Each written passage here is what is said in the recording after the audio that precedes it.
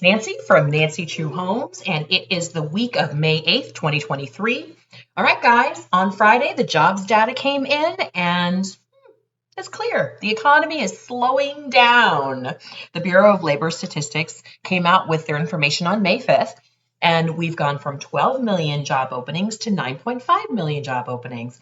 This is going in the right direction for the Federal Reserve.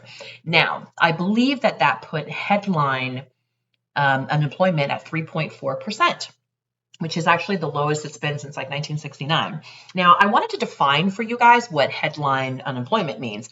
It means people who are currently actively working or looking to be employed right now, okay? That is where that number comes from. It does not include folks who might be on permanent disability, so they can't work, or people who stay at home by choice, maybe to raise a family, or folks who may have just kind of stepped away from the market and said, you know what, I give up. I can't find what I'm looking for, which could be there just are no job opportunities where they live for their skill set, or it could also mean like field attrition, right? So for instance, if you come from a manufacturing background and they shut down the manufacturing by you, that's going to be hard because it's going to be hard to find a manufacturing job if there's no manufacturers. So I just want you guys to understand that that's where that 3.4% comes from. Now, there's really a larger number that encompasses people who are like part-time, as well as some of these discouraged workers. And that larger number is about 6.6%, by the way, which is still pretty darn low. Now, if I look at this in conjunction with wages, let's talk a little bit about that. Okay, so the average hourly wage actually went up by about 0.5%, which puts our annual wage growth for 2023 so far at about 4.4%. Okay, I would tell you that this is not great news for the Fed because the Fed would like to see those numbers come down. They have very specific targets, right? We've talked about this. So let me review with you what those targets are again. The Fed wants 2% inflation. I think that's banana cakes, considering where we are, but that's okay. They also are targeting a 3% annual wage gain. So, 4.4 is a little bit higher than they want, so they're trying to push that number down. And I think that ultimately their target would be around about 7 million job openings. So we're still a little high at, 9.5 million, which means that we haven't hit the metrics that they want for them to stop with their increases. So we do anticipate a June Fed base rate increase of probably about 25 basis points. On the positive side, most of the lenders I know, they've already baked this in. They understand that it's coming. So I don't know that we'll see any significant movement on the mortgage rate, okay, which is good news. So what is this prediction, right? Let's talk about this. Let's talk about the predictions. We are predicting credit tightening 100%. That is definitely happening.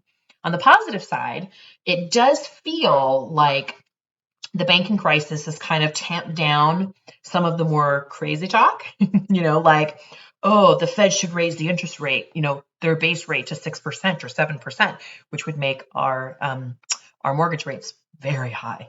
At the same time, you're also hearing people say things like, oh, we should get to 7-8% unemployment. That'll do it. No, let's not. Let's not purposely drive people too far into the unemployment world. That's not good for anybody. But it seems to be tamping down some of that more crazy talk. Look, if I had my druthers, people would stop shorting bank stocks because what does shorting bank stocks lead to? It leads to a reduction in the stock value for a particular bank by, upwards of 30%. And then as soon as people see that stock price come down, what do? They make a run on the bank. They'll try to pull their money out. So that is what's happening. And that's what we're seeing in that mid-level bank, in that sort of mid-sized bank, in that regional bank. So that's where we're seeing the banking issues, shall we say. Look, all I can say is thank God that Fannie Mae and Freddie Mac are not publicly traded companies that they're in, that they're not publicly traded. Okay. Look, we've got about 8 weeks left of the spring season, quote unquote. So if you're going to make up for inventory, now is the time that you do it. If you're looking to sell a house, now is the time. If you're looking to buy a house, now is the time. And of course, you can always reach out to me, 917-992-3098. That is my direct cell phone. I am always giving that out. And FYI, it's going to be an interesting and bumpy fall. I cannot wait to talk to you more about it.